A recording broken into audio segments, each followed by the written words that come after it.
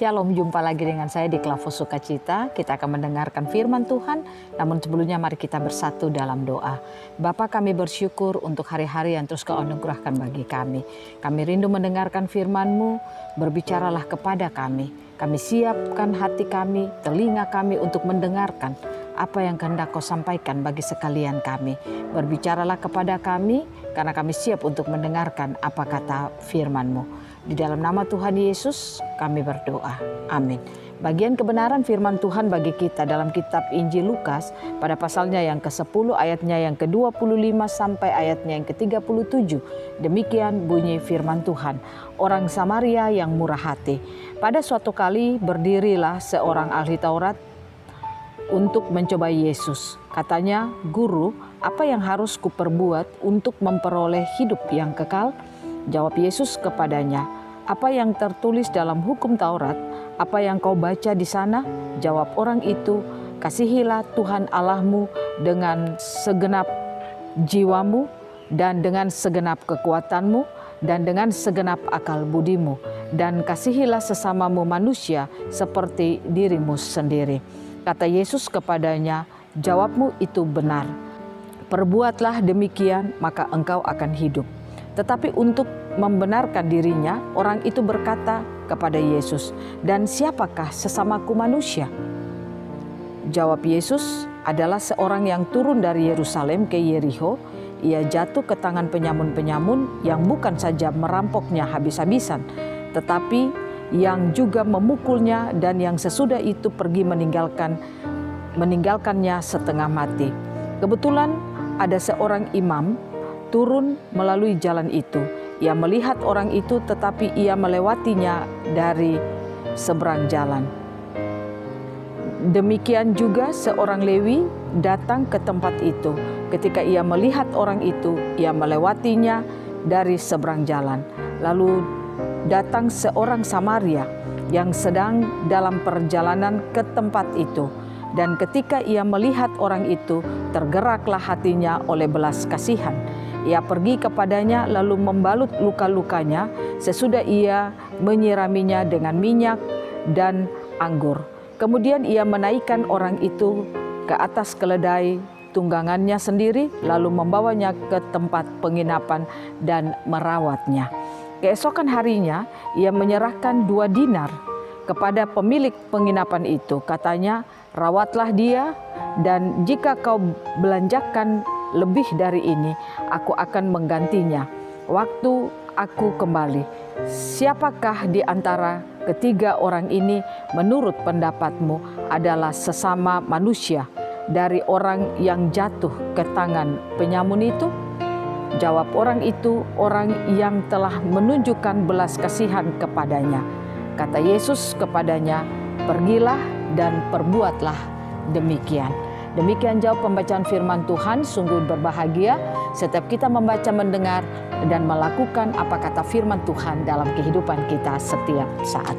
Pemirsa Klavos yang diberkati Tuhan, kita bersyukur, percaya kepada Yesus dan memiliki Yesus di dalam kehidupan kita. Mengapa demikian? Karena saya mau katakan kepada saudara, Yesus yang kita percayai, Dia telah ada di dalam kehidupan saudara dan saya. Dia adalah kasih itu sendiri. Nah, oleh karena itu kita bersyukur, kita percaya kepada Yesus, maka tidak sulit bagi kehidupan saudara dan saya sebagai orang yang percaya kepada Yesus untuk hidup melakukan kasih bagi sesama kita. Sebagai orang Kristen, kita tidak bisa mengatakan bahwa saya sulit mengasihi sesama saya. Kita tidak bisa mengatakan demikian. Karena apa? Kalau kita katakan kita percaya Yesus, DNA-nya sudah ada di dalam hidup kita. DNA-nya yang ada di dalam hidup kita itulah yang memampukan saudara dan saya untuk melakukan seperti apa yang telah Yesus lakukan di dalam kehidupan kita. Kita lihat hari-hari ini saudara, banyak orang sulit untuk hidup mengasihi. Sehingga mereka saling menyesatkan satu dengan yang lainnya. Lewat apa? Lewat perkataan, lewat perbuatan. Banyak orang menunjukkan kehidupan yang sulit mengasihi. Mungkin kita tidak mengalami hal yang lebih sulit daripada itu, misalnya dipukul, ditampar dan sebagainya, mungkin tidak. Tetapi tanpa kita sadari, terkadang perkataan orang, perbuatan orang, cara hidup orang membuat sehingga kita menunjukkan sikap hidup yang sulit untuk mengasihi sesama kita. Nah, saudara, kita belajar lewat apa yang dikatakan Yesus kepada ahli Taurat, yang dimana dia ingin menanyakan kepada Yesus, kira-kira kalau dia mengalami kekekalan di dalam hidupnya, apa yang harus dia lakukan? Yesus berkata kepadanya, apa yang kau tahu? Dia katakan, hidup mengasihi sesama. Makanya Yesus katakan, pergi dan lakukan itu. Tetapi dia kembali bertanya kepada Yesus, kalau gitu sesamaku itu siapa? Yesus berkata kepadanya, memberikan satu contoh, seorang yang jatuh di pinggir jalan karena dia dirampok. Lalu ada imam yang datang melihat melewatinya, orang Lewi yang datang melihat melewatinya, tapi orang Samaria, orang yang tidak percaya kepada Tuhan, melihat, menolong, merawat, dan membuat sehingga orang itu mengalami kesembuhan. Lalu Yesus bertanya kepada ahli Taurat ini, kalau menurut kamu dari ketiga orang ini, siapakah yang benar? Dan dia berkata bahwa orang yang ketiga, yaitu orang Samaria, itu yang dikatakan orang yang mengasihi. Lah, makanya Yesus katakan, jika demikian, pulang dan lakukanlah seperti apa yang kau tahu. Artinya dari apa yang dikatakan Yesus kepada ahli Taurat ini, Yesus ingin menunjukkan kepadanya bahwa ketika kita bisa menunjukkan belas pengasihan kita kepada seseorang, maka itu tandanya kita mengasihi sesama kita. Nah, inilah yang harus kita lakukan hari-hari ini, saudara.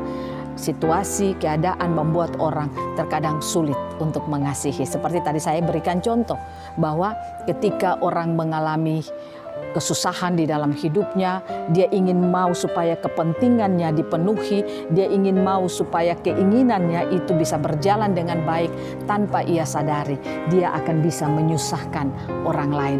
Padahal mungkin itu teman sekerjanya, bahkan mungkin teman sepelayanannya, atau mungkin tetangganya. Nah, ini bisa terjadi, saudara. Orang sulit untuk mengasihi karena situasi dan keadaan. Tapi firman Tuhan mau mengajak saudara dan saya sebagai orang yang percaya kepada Yesus. Mari kita belajar.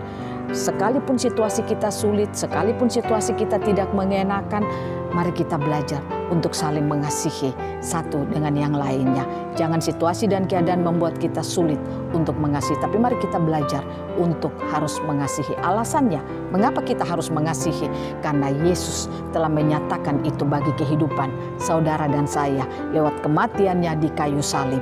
Dia menyatakan kasih-Nya bagi kita umat manusia. Kita telah menerima kasih itu, dan lebih lagi kasih itu, Yesus yang adalah kasih itu sendiri telah ada dalam hidup kita.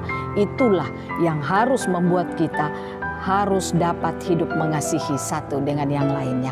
Sehingga ketika kita dapat menyatakan kasih kepada sesama manusia, kepada sesama kita, maka secara tidak langsung kita telah melakukan pelayanan yang diinginkan Tuhan, yang harus kita lakukan di tengah-tengah dunia ini. Oleh karena itu, saudara, mari kita belajar hidup saling mengasihi. Ingat, apapun situasimu, apapun kondisimu, jangan pernah kau membenci saudaramu. Jangan pernah engkau menyakiti saudaramu. Karena Yesus menginginkan kita hidup saling mengasihi. Saya percaya Roh Kudus akan memampukan kita untuk saling mengasihi di dalam kehidupan kita setiap saat. Tuhan Yesus memberkati kita, firman-Nya jadi berkat bagi kita semua. Amin. Mari kita berdoa. Bapa, terima kasih Engkau boleh memberikan firman-Mu bagi kami.